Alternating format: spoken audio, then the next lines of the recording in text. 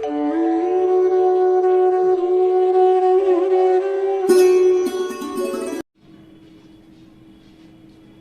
दोस्तों, आज की क्लास में आप लोगों का स्वागत है।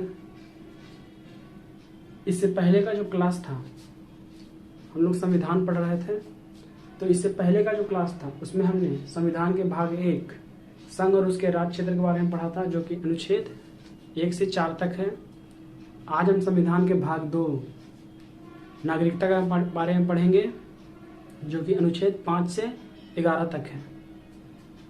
दोस्तों, कोई भी देश, वहाँ के जो मूल निवासी होते हैं, उन्हें बहुत सारे विशेष अधिकार देते हैं।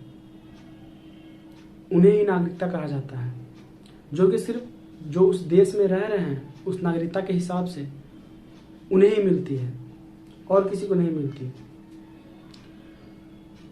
नागरिकता का जो कानून है, नागरिकता का जो कानून है, वे 1950 के अधिनियम पर लागू है। मतलब 1950 के अधिनियम पर बना हुआ है। ठीक है। नागरिकता में संशोधन, नागरिकता जो कानून है उसमें प्रथम बार संशोधन 1986 में हुआ था। उसके बाद भी काफी सारे संशोधन हुए। तो आज हम लोग नागरिकता के बारे में पढ़ेंगे। उसका अनुच्छेद कहाँ से कहाँ तक है? 5 से 11 तक। तो हम लोग आज समझने की कोशिश करेंगे, थोड़े आसान भाषा में इसको समझने की कोशिश करेंगे। ज़्यादा इसको क्रिटिकल नहीं बनाएंगे, सीधे सीधे हम लोग समझेंगे कि आप लोगों को भी समझ में आए आसानी से। नहीं तो मैं अगर बुक से पढ़ाने जाऊंगा तो काफ़ी उसमें डिफ़िकल्ट वर्ड होता है जो शायद आप लोगों को समझ में ना आए। तो चलिए शुरू करते हैं। नागरिकता का किस में आता है? भाग 2 में। कहाँ से कहाँ तक? 5 से 11 तक। और ये लिया कहाँ से गया है? नागरिकता जो कानून है भारत का, वो कहाँ से लिया गया है? वो ब्रिटेन से लिया गया है। यहाँ दिख नहीं रहा है।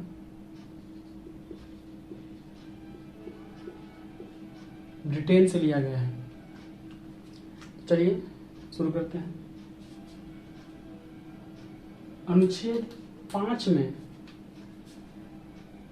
5 में लिखा हुआ है, संविधान प्रारंभ में दी गई नागरिकता। जो संविधान जब हमारा बना था उस टाइम जो लोगों की नागरिकता दी गई है उसके बारे में उसका वर्णन है अनुच्छेद 5 में।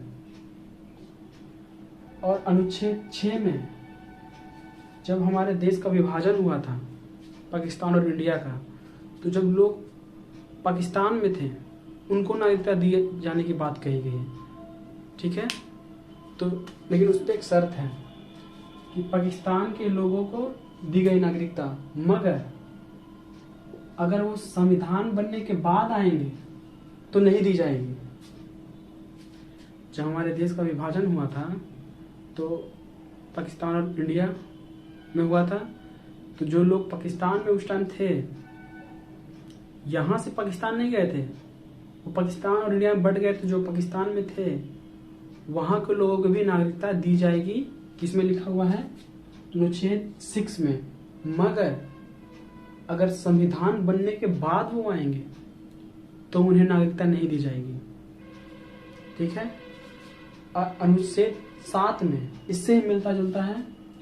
अनुच्छेद 7 में है कि स्वतंत्रता के बाद पाकिस्तान गए लोग, जब एक्चुअली हुआ क्या था कि जब देश का विभाजन हुआ था तो ये लोगों के ऊपर था कि कौन पाकिस्तान जाना चाहते हैं और कौन हिंदुस्तान में रहना चाहते हैं। तो काफ़ी ऐसे लोग थे जिनको लगा कि पाकिस्तान जाना सही रहेगा, लेकिन कुछ टाइम के बाद उन्हें अफसोस हुआ, उन्हें लगा कि नहीं, हम भारत में ही रहना चाहते हैं। तो ये नागरिकता उसी के बारे में है।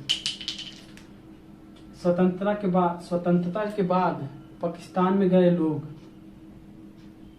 किंतु अगर संविधान बनने से पहले वो भारत में आ गए तो उन्हें भारत की नागरिकता दी जाएगी। किनको दी जाएगी? स्वतंत्रता के बाद जो पाकिस्तान चले गए हैं लेकिन वो वापस इंडिया में आना चाहते थे, उस टाइम की बात हो रही है, वापस इंडिया में आना चाहते थे, तो अगर संविधान बनने के पहले आ गए तो नागरिकता दी जाएगी, अगर बाद में आए तो नहीं। ठीक है। और अनुच्छेद 8 क्या बोलता है कि विदेशी भ्रमण या नौकरी करने पर भारत की नागरिकता समाप्त नहीं होगी।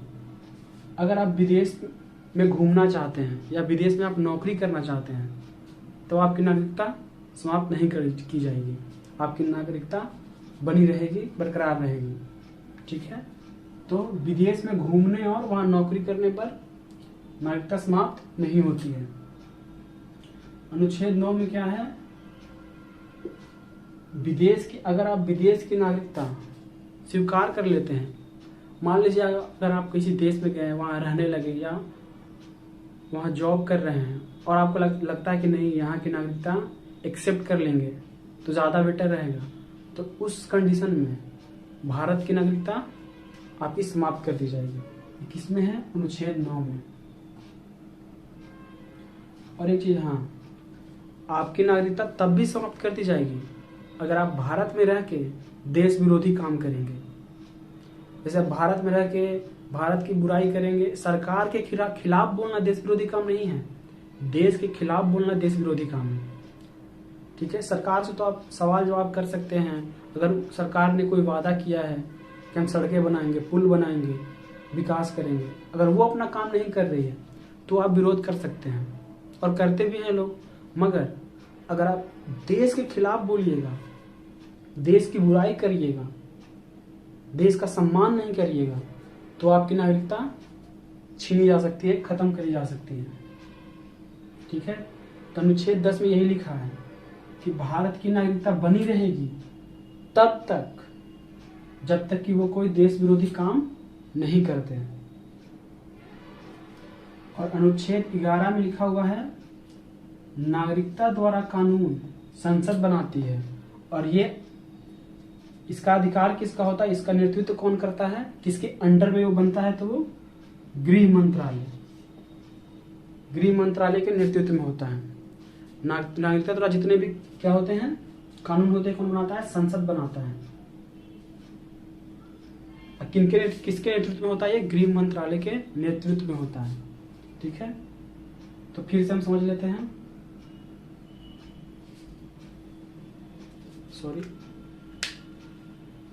अनुच्छेद 5 में क्या है, संविधान के प्रारंभ में दी गई नागरिकता, मतलब जो संविधान बना था उस टाइम लोगों को दी गई नागरिकता। अनुच्छेद 6 में क्या है कि जब इंडिया और पाकिस्तान का विभाजन हुआ था तो जो उस टाइम पे जो लोग पाकिस्तान में थे उनको नागरिकता दी जाएगी, किंतु संविधान बनने के पहले आएंगे तब, संविधान बनने के बाद आएंगे तो नहीं। अनुच्छेद 7 में क्या है, स्वतंत्रता के बाद जो इंडिया से लोग जो पाकिस्तान चले गए थे उनको भी नागरिकता दी जाएगी, लेकिन अगर वो संविधान बनने के पहले आए तब। अनुच्छेद 8 में क्या है कि विदेशी भ्रमण या विदेश में जॉब करने पर आपकी नागरिकता नहीं छीनी जा सकती है। अनुच्छेद 9 में क्या है कि विदेशी नागरिकता एक्सेप्ट कर लेने पर भारत की नागरिकता छीनी जा सकती है। ठीक है। अनुच्छेद 10 में क्या है कि भारत की नागरिकता बनी रहेगी तब तक जब तक कि आप कोई देश विरोधी काम नहीं करते हैं। आतंकवाद जैसे हो गया, आतंकवाद वाले काम, आप भारत को नीचे दिखाने की कोशिश करोगे, भारत के बारे में उल्टा पुल्टा बोलने की कोशिश करोगे, तो आपकी नागरिकता छीनी जा सकती है। ठीक है।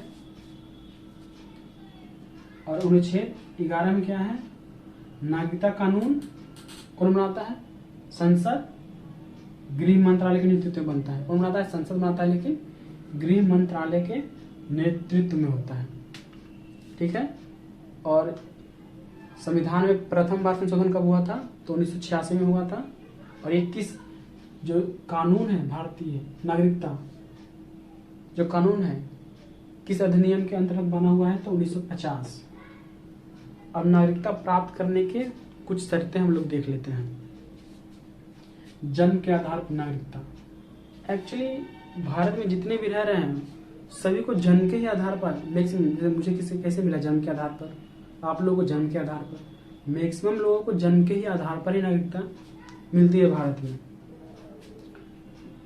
इसलिए जन्म के आधार पर नागरिकता भारत में जन्मे जो भारत में जन्मे हो लेकिन किंतु उनके माता पिता भारतीय हो। ऐसा नहीं हो कि अब कोई विदेश से घूमने आया, या फिर बहुत सारे ऐसे भारत में ऐसे जगह है जहाँ पे घूमने वाली चीज़ें होती हैं, जैसे कि कश्मीर हो गया, बहुत सारी ऐसी जगह हैं।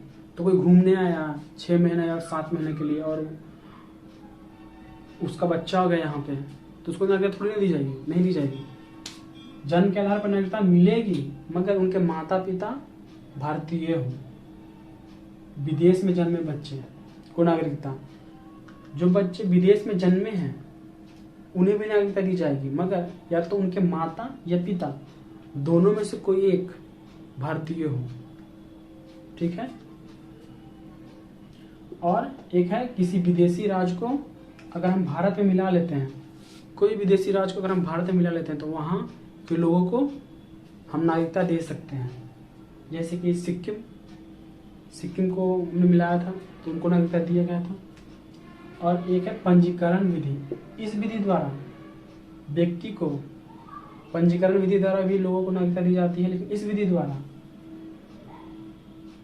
व्यक्ति को 5 साल भारत में रहना पड़ता है। मान लेते हैं कोई विदेश का आदमी है और वो चाहता है कि हम नागरिकता हमको मिलनी चाहिए, या उसको यहाँ आने पर उसको अच्छा लगा कि यहाँ का वातावरण अच्छा है, इन्वायरमेंट अच्छा है, यहाँ रहेंगे तो हम ज़्यादा बेटर महसूस करेंगे, तो उनको भी नागरिकता दी जाएगी। लेकिन वो क्या, 5 साल भारत में उनको रहना पड़ता है।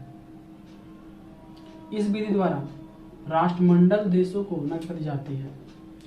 पंजीकरण विधि द्वारा राष्ट्रमंडल देशों को नागरिकता दी जाती है। और एक है देशीकरण। ऐसे देशीकरण विधि द्वारा भी भारत के लोगों को नहीं, देशीकरण विधि द्वारा भी लोगों को नागरिकता दी जाती है। मगर ऐसे व्यक्ति जो भारत के किसी एक लैंग्वेज को जानते हो, भारत से नहीं हो, इससे फर्क नहीं पड़ता है, किसी भी देश से हो, लेकिन भारत के किसी एक भाषा को जानते हो और भारत के प्रति सकारात्मक सोच रखते हो, या विज्ञान या किसी कला से संबंधित हो, तो उन लोगों को नागरिकता दी जाएगी। मगर उन्हें लगातार 10 साल तक भारत में रहना पड़ेगा, तब उन्हें नागरिकता दी जाएगी देशीकरण विधि द्वारा। ऐसे व्यक्ति जो देशीकरण विधि द्वारा लोगों को नागरिकता दी जाती है, किसी भी देश के लोगों को दी जा सकती है। जैसे कि एक सिंगर है, उनका नाम याद नहीं आ रहा है, पाकिस्तानी सिंगर हैं, उनको दी गई है नागरिकता, नाम याद नहीं आ रहा है, मैं बाद में बता दूंगा कभी। तो देशीकरण विधि द्वारा दी जाती है। वैसे लोग जो भारत को किसी एक लैंग्वेज को जानते हो, या विज्ञान या किसी कला से उनकी रुचि हो, और जो भारत के बारे में सकारात्मक सोच रखते हो, उन्हें नागरिकता मिल जाती है। लेकिन उन्हें 10 साल भारत में रहना पड़ता है। ठीक है। एक है ओवरसीज नागरिकता। यह 2005 में लक्ष्मीमल सिंधवी द्वारा लाया गया था। ठीक है। ये बड़े बड़े जो उद्योगपति होते हैं, जो बिजनेसमैन होते हैं, जो विदेश में रह रहे होते हैं, ठीक है, और वो विदेश की नागरिकता ग्रहण कर लेते हैं, तो उनको ये दी जाती है ओवरसीज नागरिकता। वो बिना वीजा के भारत में आ सकते हैं। ठीक है। मगर अगर वो विदेश में रह रहे हैं, नागरिकता तो उनको दी जाती है ओवरसीज। ऐसे लोगों को, बड़े बड़े उद्योगपतियों को दी जाते हैं, जैसे बिजनेसमैन हो गए, उनको दी जाती है, और वो बिना वीजा के भारत में आ सकते हैं। मगर अगर वो पागल हो गए या फिर किसी दूसरे देश के संपर्क में आ गए, या उसके तरफ हो गए और भारत की कुछ सीक्रेट चीजें होती हैं, बहुत सारी गुप्त चीजों के बारे में उन्हें बताने लगे, तो आपकी नागरिकता खत्म कर दी जा सकती है। ठीक है। कौन सी? ओवरसीज। कब आया था? 2005 में। किनके द्वारा? लक्ष्मीमल सिंधवी के द्वारा। किनको दिया जाता है? तो बड़े बड़े उद्योगपतियों को दिया जाता है। एक बार हम लोग रिकॉल कर लेते हैं रिविजन एक बार। नागरिकता कानून किसमें आता है? भाग 2 में अनुच्छेद 5 से 11 तक। कहाँ से लाया गया है? तो ब्रिटेन से। किस अधिनियम पर आधारित है नागरिकता कानून? तो 1950 के अधिनियम पर आधारित है। ठीक है। अनुच्छेद 5 में क्या है कि संविधान के प्रारंभ में लोगों को दी गई नागरिकता अनुच्छेद 5 में आती है। और अनुच्छेद 6 में पाकिस्तान के लोगों को नागरिकता, मतलब जो जो भारत और इंडिया का विभाजन हुआ था तो जो लोग उस समय पाकिस्तान में थे उनको नागरिकता, लेकिन शर्त क्या था कि अगर संविधान बनने से पहले वो भारत में आ जाते हैं तब दी जाएगी। अनुच्छेद 7 में क्या है, स्वतंत्रता के बाद जो इंडिया से पाकिस्तान चले गए थे अगर वो नागरिकता पाना चाहते थे तो क्या संविधान बनने के पहले अगर भारत में आ गए तो उन्हें नागरिकता दे दी जाएगी। अनुच्छेद 8 में क्या है, विदेश में भ्रमण या नौकरी करने पर आपकी नागरिकता नहीं छीनी जा सकती है। अनुच्छेद 9 में क्या है कि अगर विदेशी नागरिकता अब प्राप्त कर लेते हैं तो आपकी नागरिकता छीन जा सकती है। अनुच्छेद 10 में क्या है, भारत की नागरिकता बनी रहेगी जब तक आप कोई देश विरोधी काम नहीं करते हैं। सरकार के खिलाफ बोलना देश विरोधी काम नहीं होते हैं, देश के खिलाफ बोलना देश विरोधी काम होता है। और अनुच्छेद 11 में क्या है कि जो नागरिकता कानून है वो कौन बनाता है, संसद बनाती है और एक किनके नेतृत्व में, गृह मंत्रालय के नेतृत्व में होता है। ठीक है, और नागरिकता प्राप्त करने के 5 क्या होते हैं, 5 कारण हैं, 5 शर्तें हैं। पहला, जन्म के आधार पर कि जो बच्चा भारत में जन्मा है मगर किंतु उनके माता पिता भारतीय हैं तो उनको नागरिकता दी जाएगी। विदेश में जन्मे बच्चे जिनके माता या पिता या दोनों में से कोई एक भारत के नागरिक हैं तो उनको नागरिकता दी जाएगी, जैसे कि सानिया मिर्जा, उसका बेटा को भारत में नागरिकता जरूर मिलेगा। तीसरा में क्या है, किसी विदेशी राज्य को भारत में मिलाने पर उसको नागरिकता दे दी जाएगी। ठीक है, चौथा में क्या है, पंजीकरण विधि, इस विधि द्वारा व्यक्ति को 5 साल भारत में रहना पड़ता है और इस विधि द्वारा राष्ट्रमंडल देशों को नागरिकता दी जाती है। और 5वां में क्या है, देशीकरण, वैसे व्यक्ति जो भारत की किसी एक भाषा को जानते हैं, ठीक है, और सरकार के देश के खिलाफ सकारात्मक सोच रखते हैं और विज्ञान या किसी कला में वो निपुण हैं और कंटिन्यू अगर भारत में 10 साल वो रह रहे हैं तो उनको नागरिकता दे दी जाएगी। एक है ओवरसीज, जो बड़े बड़े उद्योगपतियों को दिया जाता है, बिजनेसमैन को दिया जाता है। ये कब आया था, 2005 में, किनके द्वारा, लक्ष्मीमल सिंघवी के द्वारा। ठीक है, इसमें क्या है कि अगर कोई विदेशी भारत का नागरिक अगर कोई बिजनेसमैन, बड़ा बिजनेसमैन है और इंडिया का है, अगर वो विदेश में जाकर वहाँ का नागरिकता प्राप्त कर लेता है उनको दिया जाता है ओवरसीज। और उनको इंडिया में अगर वो आते हैं वापस तो उनका वीज़ा नहीं लगता है, वो ऐसे ही आ सकते हैं, मगर उनकी नागरिकता छीन जा सकती है अगर वो किसी देश के प्रभाव में आ जाए, भारत के खिलाफ उल्टा पुल्टा बोलने लगे या वो पागल हो जाए तो उनकी नागरिकता खत्म कर दी जाएगी। तो ये थे इम्पोर्टेंट आर्टिकल्स जो कि मैंने थोड़े आसान भाषा में इसको कवर करने की कोशिश की है। आशा करता हूँ आप लोगों को समझ में आया होगा। जितने भी आर्टिकल हैं इससे क्वेश्चन अधिकतर मैक्सिमम एग्जाम में आते हैं। तो आज के बाद से मैं इस पे वीडियो बनाते रहूँगा संविधान के प्रति, और मैं कोशिश करूँगा कि इसे जितना भी इजी से इजी लैंग्वेज में मैं आप लोगों को पढ़ा सकूँ और आपको समझा सकूँ। तो आशा करता हूँ ये सारे चीज़ें आपको समझ में आई होगी। अरे यार पता नहीं क्यों मैं जब पढ़ाता हूँ ना ऐसे मैं पूरा क्लियर बोलता हूँ, लेकिन जब मैं पढ़ाने लगता हूँ ना तो मैं फंबल करने लगता हूँ, क्लियरली सही से कुछ बोल नहीं पाता। पता नहीं नर्वसनेस है या क्या है, पर हो जाता है। आप लोग भी देख रहे होंगे, फंबल करने लगता हूँ मैं ट्राई करूँगा कि ऐसा ना हो, करते करते शायद सब ठीक हो जाए। मगर आप ऐसा नहीं सोचिएगा कि बोलने नहीं, मतलब मैं तोतला हूँ या मुझे बोलने नहीं आ रहा, ऐसा बात नहीं है। पता नहीं क्यों ऐसे मैं नॉर्मल लाइफ में सही से बात कर लेता हूँ, अच्छे से बात करता हूँ, लेकिन जब मैं पढ़ा रहा होता हूँ तो मैं फंबल करने लगता हूँ।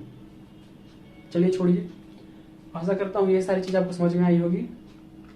चलिए अगले बार हम संविधान के अगले भाग के बारे में पढ़ेंगे, भाग 3 मूल अधिकार के बारे में पढ़ेंगे, जो कि 12 से 35 तक जिसका आर्टिकल आता है। तो कोशिश कीजिए कि इसे समझिए और दिमाग में रखिए इसको, क्योंकि इससे एग्जाम में क्वेश्चन आते हैं। और लिखने पर कम ध्यान दीजिए और दिमाग में ज़्यादा चीज़ें रखिए। मैंने यहाँ पे इसलिए लिखा है कि शायद अगर मैं ना लिखूँ तो कुछ ऐसे इंपॉर्टेंट चीज़ है जैसे मुझसे छूट जाए, इसलिए मैंने यहाँ पे लिखा है। लिखने का कोशिश कम कीजिए और दिमाग में इसको जितना हो सके उतना बैठाने की कोशिश कीजिए, तभी कुछ होगा। ठीक है, तो मिलते हैं अगली बार। जय हिंद।